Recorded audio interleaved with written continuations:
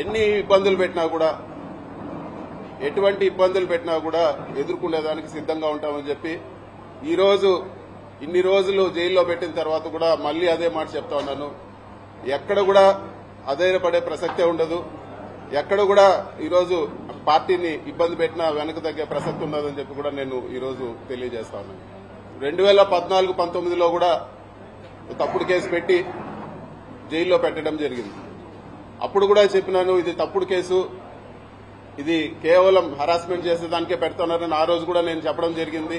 అంతకుముందు తెలుగుదేశం అధికారంలో ఉన్నప్పుడు కూడా నేను ఇంజనీరింగ్ కాలేజీలో చదివేటప్పుడు కూడా నా జీవితంలో మొట్టమొదటి కేసు పెట్టింది తెలుగుదేశం ప్రభుత్వం. తెలుగుదేశం ప్రభుత్వం ఎప్పుడున్నా కూడా ఇటువంటి హరాస్మెంట్ చూస్తూనే ఉన్నాము.